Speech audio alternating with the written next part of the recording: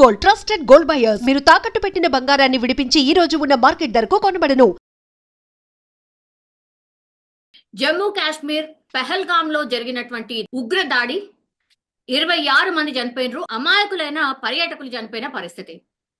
దేశమంతా అట్టుడుగుతున్న సిచ్యువేషన్ కనిపిస్తోంది. అట్లాగే అక్కడ జరిగినటువంటి ఇన్సిడెంట్స్ అండ్ ఎవరైతే బాధితులు ఉన్నారో వాళ్ళు మాట్లాడిన మాటల తర్వాత మాత్రం ఇండియా రియాక్ట్ అయింది, యాజ్ వెల్ యాజ్ పాకిస్తాన్ కూడా రియాక్ట్ అవుతున్న సిచ్యువేషన్. మాట్లాడదాం. మనతో పాటు ఉన్నారు ముస్లిం మత పెద్దలు అట్లాగే మైనార్టీ పరిరక్షణ కమిటీ లీడర్ ఫారూక్ షుబ్లీ గారు. సార్ నమస్తే. సార్ నమస్తే అమ్మా. Yes sir. సార్ ఎట్లున్నారు sir? Yeah absolutely fine. Yes. దేశంలో జరుగుతున్న సిచ్యువేషన్ ని మీరు చూస్తూ ఉన్నారు. 2 రోజులుగా అట్టుడుకుతున్న సిచ్యువేషన్ అయితే కనిపిస్తోంది సార్, మీరు చూస్తూ ఉన్నారు.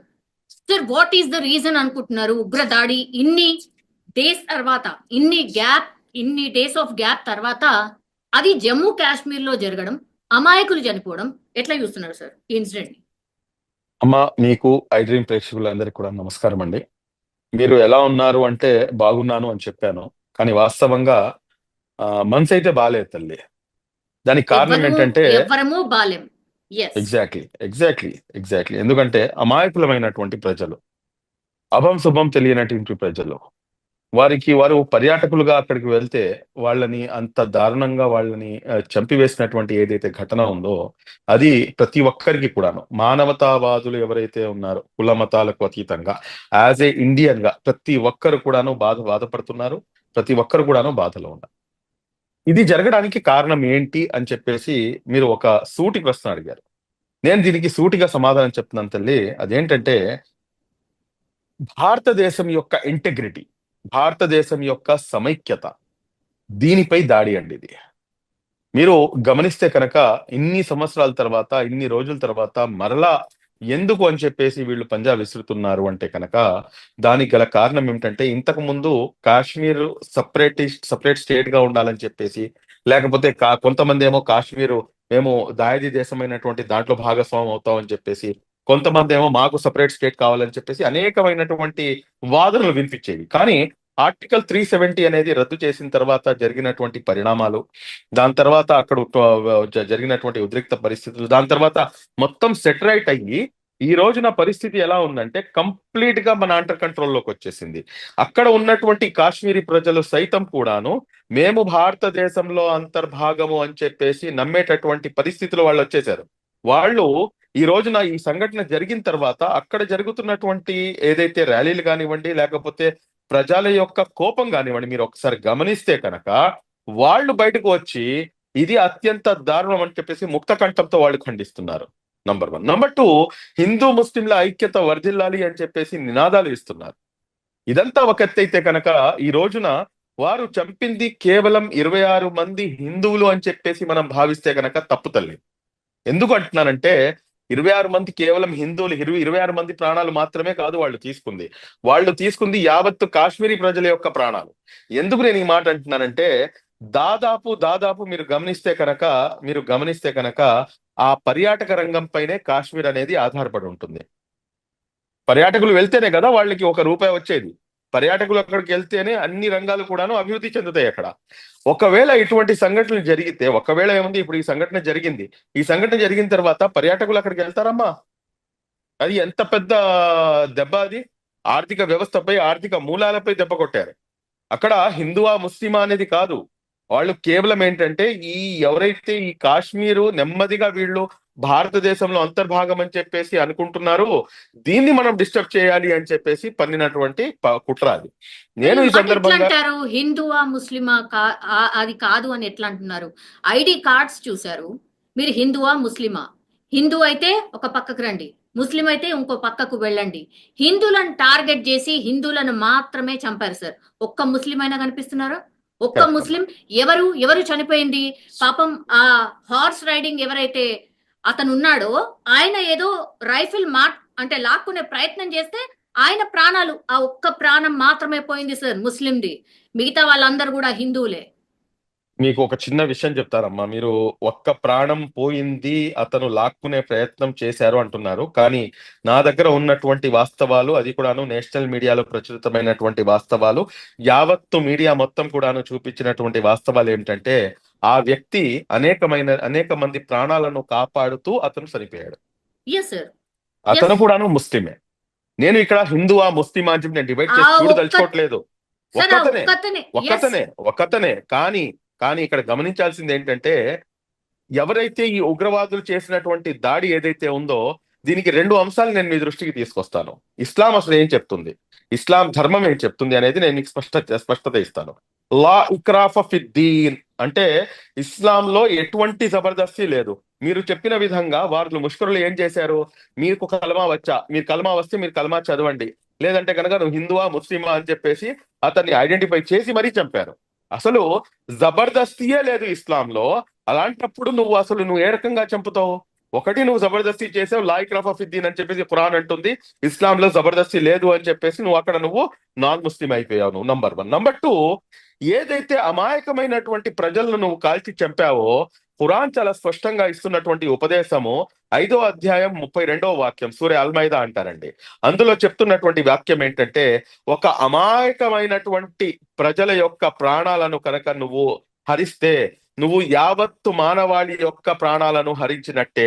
అదే విధంగా ఒక అమాయక ప్రజల యొక్క ప్రాణాలను నువ్వు కాపాడితే కనుక యావత్తు మానవాళిని కాపాడినట్టే అని చెప్పేసి. సార్, మరి వన్ అలాంటప్పుడు బేసిక్ క్వశ్చన్ సార్, వన్ ఈ బేసిక్ యధవులు క్వశ్చన్ సార్. ఎవరైతే ఉన్నారో వీళ్ళు ముస్లింలు అని చెప్పేసి వాళ్ళ క్లెయిమ్ ఎలా చేస్తారండి? వాళ్ళు ఖురాన్ కి వ్యతిరేకంగా పనిచేశారు. ఏదైతే ఇస్లాం ప్రతి ధర్మం ఉందో, ముస్లిం సార్ ప్రతి ముస్లిం ఖురాన్ చదువుతారా సార్?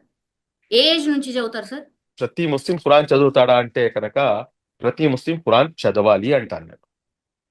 చదువుతారా, చదవరా? చదువుతారు, ఖచ్చితంగా ఏ చదువుతారు. ఏజ్ నుంచి సార్? ఏ ఏజ్ నుంచి సార్?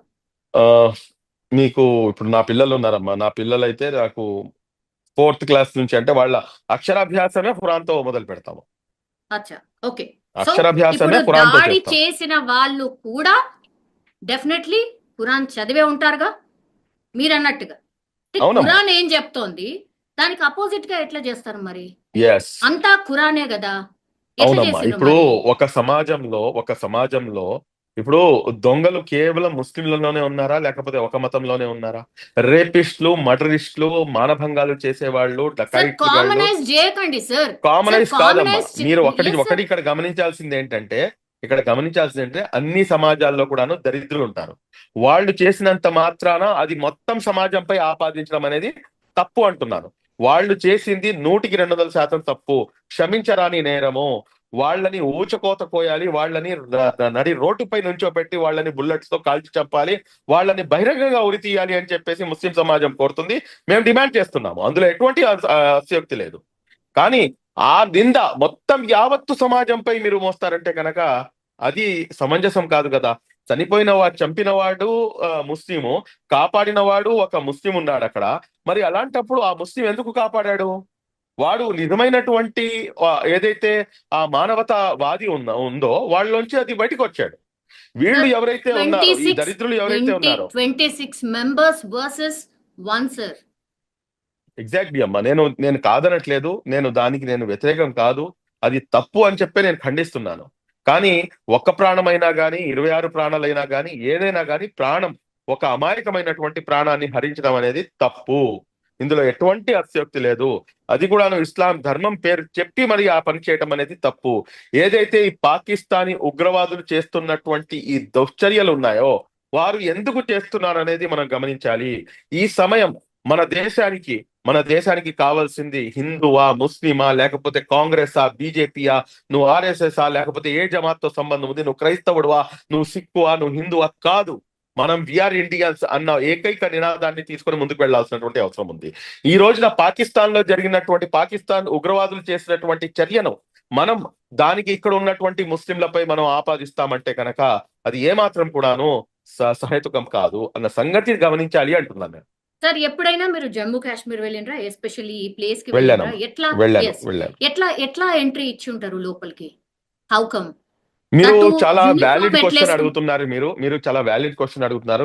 మీ క్వశ్చన్ కి నేను ఎలా ఎంటర్ అయ్యాను ఏంటి అనేది నేను దాని సమాధానం మీకు కూడా తెలుసు. కానీ మీరు ఎందుకు అడుగుతున్నారనే దీంతో నేను మీకు ఆన్సర్ ఇస్తున్నాను. చూడండమ్మా, 2000 మంది పర్యాటకులు ఉన్నారు అక్కడ. నేను ఎవరిని నిందించట్లేదు. నేను ఏ పార్టీ పేరు తీసుకోను. కానీ let's come to the common sense point. 2000 మంది పర్యాటకులు అక్కడ ఉంటే కనుక నేను అక్కడికి వెళ్ళినప్పుడు నాకు ప్రతి కిలోమీటర్ కి ఆర్టికల్ 370 తీసేసిన ఐ థింక్ 1 మంత్ 1.5 మంత్ తర్వాత నా విజిట్ ఉంది. ఓకే. నేను పర్టికులర్ గా వెళ్ళాను అసలు ఏంటి అక్కడ పరిస్థితి అని చెప్పేసి. అప్పుడు ఉన్నటువంటి పరిస్థితి ఏంటంటే ప్రతి అడుగు తీసి అడుగు వేస్తే ఆర్మీ దళాలు పూర్తిగా ఆక్యుపై చేసుకొని వాళ్ళు పూర్తిగా సెక్యూరిటీగా ఉన్నారు. కానీ ఇది కంటిన్యూస్ ప్రాసెస్. కాశ్మీర్ అంటే కొంచెం ఈ విధంగా ఉంటుంది కాబట్టి, అది కాకుండా పర్యాటకులు వస్తారు కాబట్టి అక్కడ సెక్యూరిటీ అనేది చాలా ఎక్కువగా ఉంటుంది. మరి అలాంటప్పుడు ఏదైతే ఈ సంఘటన జరిగిందో ఆ సంఘటన జరిగిన ప్రాంతం నుంచి ఏదైతే మెయిన్ సిటీ ఉందో అది 250 కిలోమీటర్ల లోపలికి వెళ్ళాలి. అంత లోపలికి వెళ్ళడానికి అక్కడ 2000 మంది పర్యాటకులు ఉంటే అక్కడ ఉన్నటువంటి సెక్యూరిటీ ఏంటమ్మా? నేషనల్ మీడియాలో ఒక మీడియా ఛానల్లో కూర్చొని ఇంకో మీడియా పేరు తీసుకోకూడదు కాబట్టి నేను పేరు తీసుకోవట్లేదు. ఒక ప్రముఖ నేషనల్ మీడియాలో ఒక రిపోర్టర్ రిపోర్టింగ్ చేస్తూ అత్యంత దారుణమైనటువంటి సెక్యూరిటీ ఇక్కడ ఉంది, ఇక్కడ సెక్యూరిటీ అసలు ఏ మాత్రం లేదు, ఇది అత్యంత దారుణం అని చెప్పేసి అతను కూడాను రిపోర్ట్ చేయడం జరిగింది. నేను ఇక్కడ ఒకళ్ళని నేను తప్పు పట్టట్లేదు. నేను ఇక్కడ చెప్తుంది ఏంటంటే మా తప్పుల్ని కూడా మేము సరిదిద్దుకోవాల్సినటువంటి అవసరం ఉంది అని చెప్పేసి నేను చెప్తున్నాను అంతే. ఏదో రకంగా ఎవరైతే ఈ ముష్కరులు ఉన్నారో వాళ్ళు ఏదో ఒక మార్గం ద్వారా ఎంటర్ అయి ఉంటారు కదా. వాళ్ళు అంత ఈజీగా ఎలా ఎంటర్ అయ్యారు? ఎవరు వాళ్ళకి సహకరించారు? ఎవరు ఎవరు ఎవరు వాళ్ళకి సహకరించి ఉంటారు సార్? ఎవరు సహకరించి ఉంటారు? జమ్మూ ఎవరు కాశ్మీర్ లో సహకరించుంటారంటే ఉన్నటువంటి లోకల్ పీపుల్. నేను చెప్పలేను కదా తల్లి. నాకు దాని అంటే గురించి నాకు అవగాహన లేనప్పుడు ఖచ్చితంగా ఎవరో అంటే ఒకరు ఒక సహకరించుంటారు. ఖచ్చితంగా ఎవరో ఒకరు సహకరించుంటారు. బట్ ఎవరు యాడింగ్ సహకరించారు ఆన్ అంటే యాడింగ్ ఆన్ సార్, ఏపీకి సంబంధించిన మధుసూదన్ రావు అని ఒకతను చనిపోయాడు సార్. మీరు చూసే ఉంటారు నాకు తెలిసి. చూశానమ్మా. యా, వాళ్ళ మిస్సెస్ ఇచ్చినటువంటి ఎస్, స్టేట్మెంట్ కూడా విన్నాను నేను. చూసారు కదా. లోకల్ వాళ్ళు కూడా కొంత మిస్గైడ్ చేశారు అన్నటువంటి మాట చెప్పింది సార్. మీరు విన్నారా? నేను అట్లా విన్నాను జరిగి తల్లి. ఉండొచ్చా? అట్లా జరిగి అలా ఉండొచ్చా? జరగడానికి నేను ఇప్పుడు ఆవిడ ఇచ్చిన స్టేట్మెంట్ కి అయితే నేను కౌంటర్ అయితే చేయలేను. ఎందుకంటే అక్కడికి వెళ్ళొచ్చిన ఆవిడ మాటకి నేను కౌంటర్ ఇవ్వలేను. కానీ నేను మీకు ఇండియన్ ఎక్స్ప్రెస్ ఏదైతే ఆర్టికల్ ఉందో ఆ ఆర్టికల్ ఇవాళ మార్నింగే ప్రచురితమైంది. Pahalgam guide became guardian angel for Chhattisgarh BJP worker, hug the children, save their lives అని చెప్పేసి ఎవరైతే బీజేపీకి ఛత్తీస్గఢ్ కి చెందినటువంటి యువ నాయకుడు ఉన్నారో ఆయన పేరు వచ్చేసి అగర్వాల్ అండి. 35 సంవత్సరాలు ఆయనకి. ఆయన ఇచ్చినటువంటి స్టేట్మెంట్ ఇండియన్ ఎక్స్ప్రెస్ ఆర్టికల్లో వచ్చింది. ఈ వ్యక్తి ఎవరైతే ఉన్నాడో ఈ కాశ్మీర్ కి చెందినటువంటి వ్యక్తి, ఇతను మా యొక్క ప్రాణాలను కాపాడాడు అని చెప్పేసి ఇస్తున్నటువంటి స్టేట్మెంట్. 11 మంది ప్రాణాలు ఐ థింక్ ఉండవచ్చు. నేను కాదు అని చెప్పేసి నేను చెప్పను. మేబీ కొంతమంది ఏమైనా చేసి ఉండవచ్చు, లేకపోతే జరగవచ్చు. కానీ ఈ అంశం జరిగిన తర్వాత మీరు చూడండి, కాశ్మీర్ లో బయటకు వచ్చి ప్రజలు చేస్తున్నటువంటి నినాదాలు ఏమిటి, వారు చేస్తున్నటువంటి అంశం ఏంటి అనేది కూడాను ఒకసారి క్షుణ్ణంగా గమనించండి. ఇంతకు ముందు గతంలో మనం ఇది చూసామా? ఈ రోజున వాళ్ళు భారతదేశంలో అంతర్భాగం మేము అని చెప్పేసి నమ్మి వాళ్ళు ఇస్తున్నటువంటి నినాదాలు హిందూ ముస్లింల ఐక్యత వర్ధిల్లాలి అని చెప్పేసి, మేము భారతదేశంలో అంతర్భాగం అని చెప్పేసి వాళ్ళు చెప్తున్నటువంటి మాట అది 100% వెల్కమ్ చేయాల్సినటువంటి అంశం.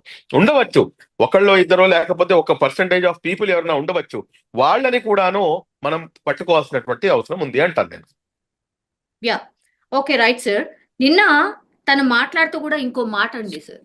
కాల్చేటప్పుడు కూడా ప్రాధేయపడుతున్నా కూడా మమ్మల్ని వదిలేయండి అని బిడ్డ ప్రాధేయపడ్డా చనిపోయిన వాళ్ళను మళ్ళా కాల్చిండ్రు. అట్లాగే నన్ను కూడా కాల్చేయు అంటే లేదు మిమ్మల్ని కాల్చాం, ఇక్కడ ఏం జరిగిందో వెళ్ళి మీ మోడీకి చెప్పు అన్నటువంటి మాట చెప్పింది సార్. దీన్ని ఎట్లా అర్థం చేసుకోవాలి? వెళ్ళి మీ మోడీకి చెప్పు అంటే కోపం అంతా మోడీ పైన, లేకపోతే భారతదేశీయుల పైన, ఎవరి మీద? మోదీ గారు ఈ దేశానికి ప్రధానమంత్రి కాబట్టి వాడు ఆ రకంగా చెప్పి ఉండవచ్చు.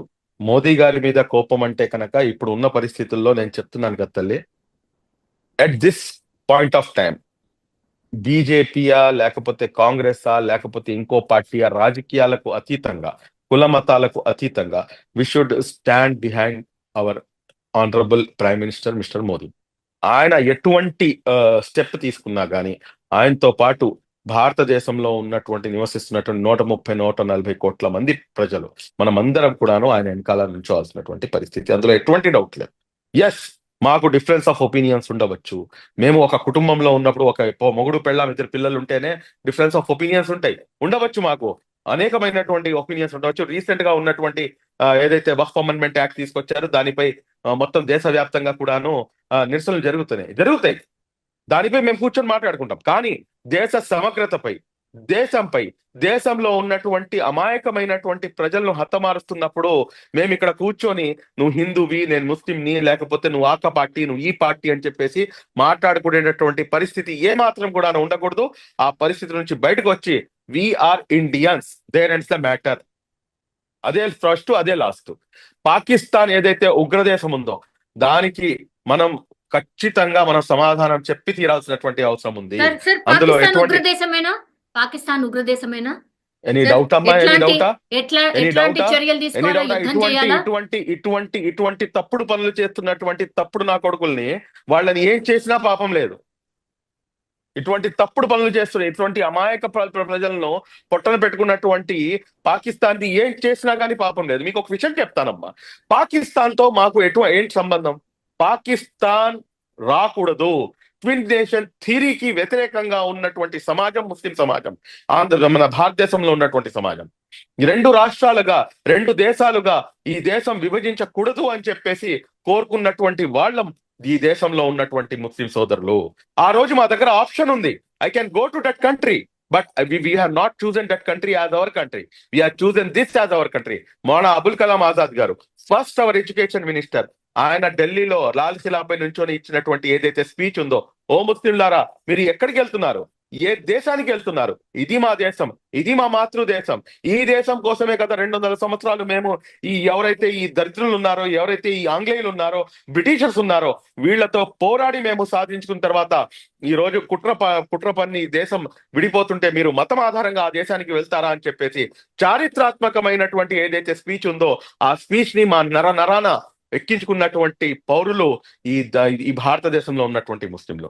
వీఆర్ లెఫ్ట్ లెగ్ తో పాకిస్తాన్ ని లెఫ్ట్ లెగ్ తో తన్ని ఈ దేశం మాది, ఈ దేశం నాది, ఈ దేశం మనది అని చెప్పేసి భావించి ఇక్కడ మనం అందరం కూడా కలిసిమెలిసి ఉంటున్నట్టు ఏదైతే కలిసిమెలిసి ఉండేటటువంటి ఏదైతే ప్రక్రియ ఉందో దీన్ని అంతం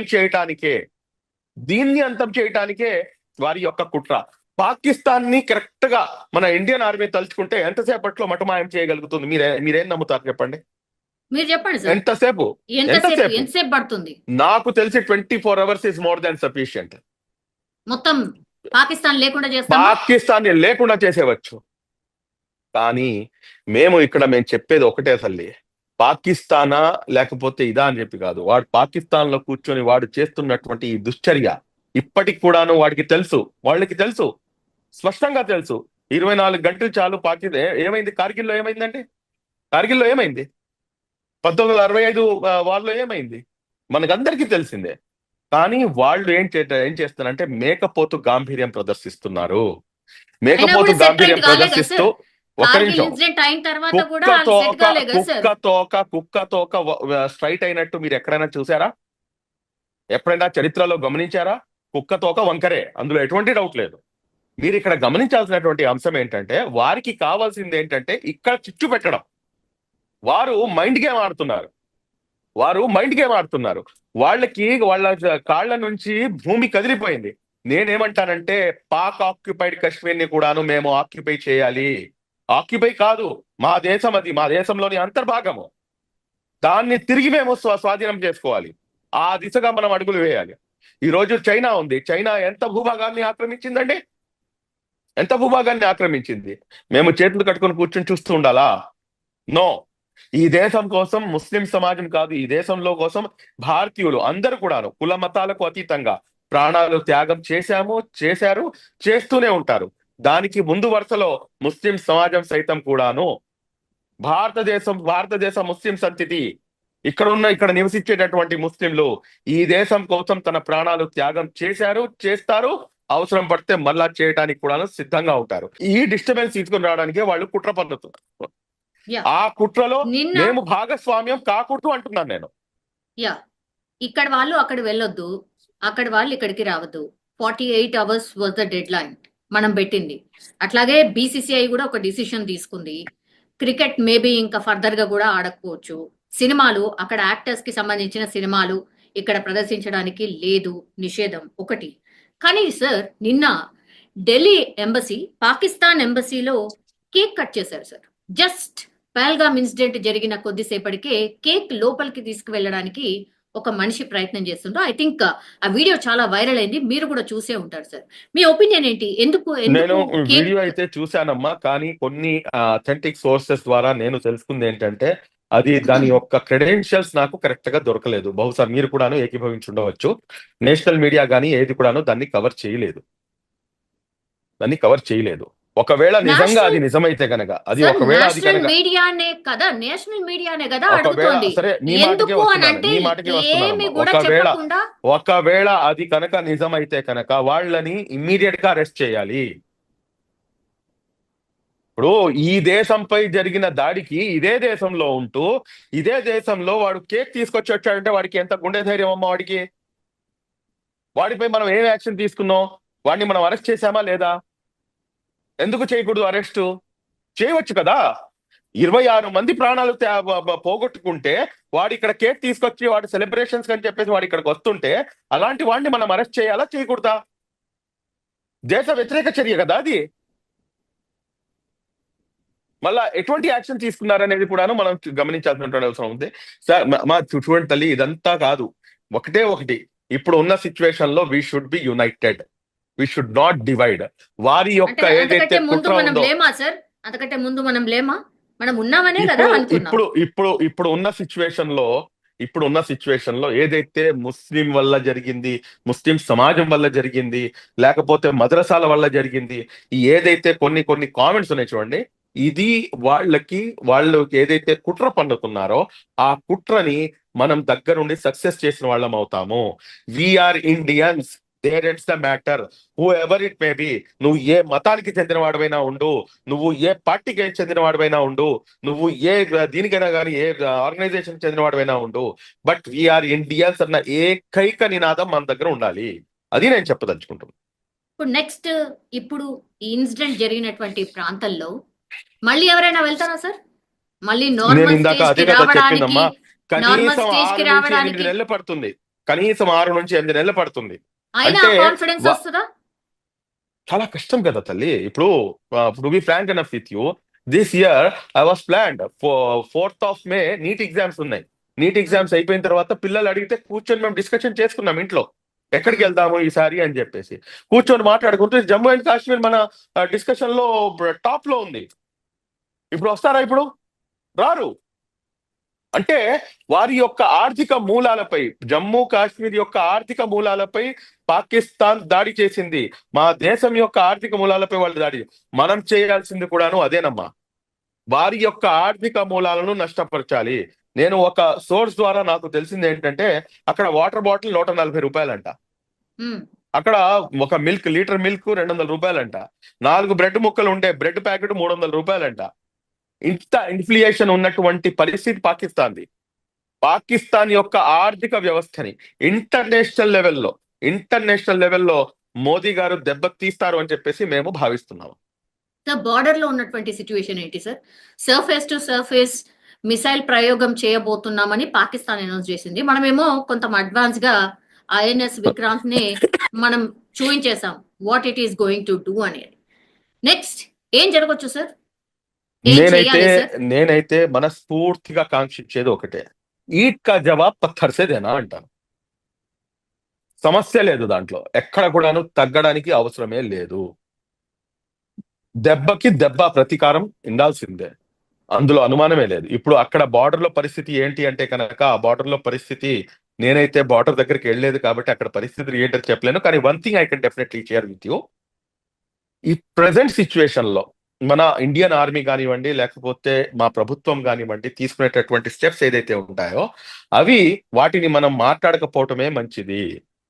ఎందుకంటే అది హైలీ సెక్యూర్డ్, హైలీ సేఫ్టీ ఉన్నటువంటి అంశాలు అవి. వాటిని మనం డిస్కస్ చేయకపోవటం మంచిది. బట్ మా మనస్ఫూర్తిగా కాంక్షించేది ఒకటే, పాకిస్తాన్ ని మటుమాయం చేయాల్సినటువంటి అవసరం ఉంది. పాక్ ఆక్యుపైడ్ కాశ్మీర్ మాత్రమే కాదు, ఒకవేళ యుద్ధం గనక మొదలైపోతే కనుక పనిలో పని మొత్తం పాకిస్తాన్ ని కూడాను మనం మళ్ళా కైవసం చేసుకొని అఖండ భారతదేశం వైపుకి అడుగులు వేయాలని చెప్పేసి నేను కాంక్షిస్తున్నాను. అఖండ భారతం వైపుకి అడుగులు వేయటానికి ఈ దేశంలో నివసిస్తున్నటువంటి ముస్లింలు సైతం కూడాను ఏదైతే తప్పు జరిగిందో గతంలో ఈ దేశాన్ని విభజించి ఆ తప్పుని మరలా సరిదిద్దుకొని మనం అందరం కూడా మళ్ళా అందరినీ కూడా కలిపేసుకొని అఖండ భారతదేశం వైపుకి అడుగులు వేయాలని చెప్పేసి నేనైతే కోరుకుంటాను. సార్ మీ అంటే విడగొట్టి అడగడం కాదు కానీ సర్జికల్ స్ట్రైకా లేకపోతే యుద్ధమా సార్? ఏం జరిగే ఛాన్సెస్ కనిపిస్తున్నాయి సార్? నేనైతే మనస్ఫూర్తిగా కాంక్షిస్తాను యుద్ధమే జరగాలి. యుద్ధం జరగాల? యుద్ధం జరగాలనే కోరుకుంటాను. ఎందుకంటే వీళ్ళకి సరి అయిన గుణపాఠం నేర్పించాలి. సరి అయిన గుణపాఠం నేర్పించాలి పాకిస్తానీలకి. ఆ సమయం ఆసన్నమైంది అనుకుంటున్నాను నేను. కానీ అచ్చా. యుద్ధ నీతి ఏదైతే ఉంటుందో ఆ యుద్ధాన్ని, ఎందుకంటే భారతదేశం చరిత్రలో ఎప్పుడు కూడాను సివిలియన్స్ పై అటాక్ చేసినటువంటి దాఖలాలు లేవు. సివిలియన్స్ ని అటాక్ చేయడం, సివిలియన్స్ ని మటుమాయం చేయడం అనేది చాలా క్రూరమైన చర్య తల్లి, చాలా క్రూరమైన చర్య. అంటే వీళ్ళు అసలు మనుషులే కాదంటాను నేను. అసలు వాళ్ళకి ఏం తెలుసండి? వాళ్ళు పాపం ఎంజాయ్ చేయడానికి వెళ్ళారు అక్కడ. ఉమ్. వాళ్ళు ఎంజాయ్ చేయడానికి, దాంట్లో ఒక నూతన జంట ఉంది పాపం, పెళ్లి చేసుకొని హనీమూన్ ట్రిప్ అని చెప్పేసి వెళ్ళిన వాళ్ళు ఉన్నారు. వాళ్ళు చేసిన తప్పేంటి? ఎందుకని చెప్పేసి నువ్వు చంపుతావు? నువ్వు చంపుతూ మళ్ళీ ఒక మతం పేరు వాడుతూ నువ్వు చంపితే అది ఎంతవరకు సమంజసం? అది దీన్ని మనం ముక్త కంఠంతో ఖండించాల్సిన అవసరం మాత్రమే కాకుండా పాకిస్తాన్ ఉగ్రవాద దేశానికి వ్యతిరేకంగా మనం ఎంత చేసినా గాని, ఎంత చెప్పినా గాని తక్కువే. దాన్ని మటుమాయం చేయాల్సినటువంటి అవసరం ఉంది. పాకిస్తాన్ కి సరి అయిన బుద్ధి చెప్పాల్సినటువంటి అవసరం ఉంది. పాకిస్తాన్ ఖబర్దార్ అని చెప్పేసి నినదించాల్సినటువంటి అవసరం ఎంతైనా ఉంది. Yeah, last question sir. Yeah, as ముస్లిం మత పెద్దగా సార్, ఏం టాక్ నడుస్తోంది ఆర్ ఏం డిస్కషన్స్ నడుస్తున్నాయి? What is your action plan or what is your support? చూడండి అమ్మా, ఒకటి నేను ఫస్ట్ క్లారిఫికేషన్ ఇస్తాను. ఐఎమ్ నాట్ ఏ ముస్లిం మత పెద్ద. నేను ఒక సోషల్ యాక్టివిస్ట్ ని, ఒక పొలిటికల్ ముస్లిం మత పెద్ద అంటే కనుక దానికి ఖురాన్ గ్రంథం మొత్తం కంఠస్థం చేసి ఉండాలి. బట్ ఆహార్యం ద్వారా నేను మీకు ముస్లిం మత పెద్దలా కనిపించవచ్చు, తప్పేం లేదు మీరు చెప్పిన దాంట్లో. బట్ ఇక్కడ మా మనసుల్లో నడుస్తుంది ఒకటే తల్లి, ఇది ఏంటిది, ఇది మా ప్రాణాలకి ఏంటిది, ఎందుకని చెప్పేసి ప్రతిసారి ఇది జరగాలి. మనం ఇప్పుడు మీరు చూడండి, మీరు అసదుద్దీన్ అవైసీ, నాకు అసదుద్దీన్ అవైసీ అన్నా కానీ నాకు చాలా విషయాల్లో నేను అతనితో వ్యతిరేకిస్తాను, చాలా విషయాల్లో వ్యతిరేకిస్తాను. బహిరంగంగా అనేక అంశాలు నేను మాట్లాడి ఉన్నాను కూడా. కానీ మీరు చూడండి, నిన్న నేను ఒక మన టీవీ ఛానల్లోనే కూర్చొని నేను ఇచ్చాను, ఒక కాల్ ఇచ్చాను. అదేంటంటే ఏదైతే ఇవాళ ఫ్రైడే అమ్మా, ఇవాళ జుమ్మా, ఇవాళ ఫ్రైడే, అనేక మంది గుమ్మగుడతారు. ఈ ఎంతమంది అయితే 26 మంది ఇన్నోసెంట్స్ ఉన్నారో, వీళ్ళ ప్రాణాలు పోగొట్టుకున్నారో, వారి కోసం ప్రత్యేక ప్రార్థనలు నిర్వహించండి అని చెప్పేసి అప్పీల్ చేయడం జరిగింది. అదే విధంగా అసదుద్దీన్ అవైసీ గారు ఈ రోజున బయటకు వచ్చి ఆయన నల్ల రిబ్బన్ ధరించి మీ యొక్క వ్యతిరేకతను మీరు స్పష్టంగా చూపిస్తూ మీరు ముందుకు అడుగు వేయండి అని చెప్పడం జరిగింది. కాబట్టి ముస్లిం సమాజం భారతదేశంలోని మమేకం, భారతదేశ ముస్లిం సమాజం భారతదేశం ఐక్యత కోసం, భారతదేశ సార్వభౌమాధికారం కోసం, భారతదేశం లౌకిక దేశంగా ఉండటం కోసం, భారతదేశం యొక్క ఏదైతే ఇంటిగ్రిటీ ఉందో దాన్ని కాపాడటానికి 24/7 365 days ఇక్కడ ఉన్నటువంటి ప్రతి ముస్లిం కూడాను అహర్నిశలు తప్పించాడు, తప్పించాలి అని చెప్పేసి నేను భావిస్తాను.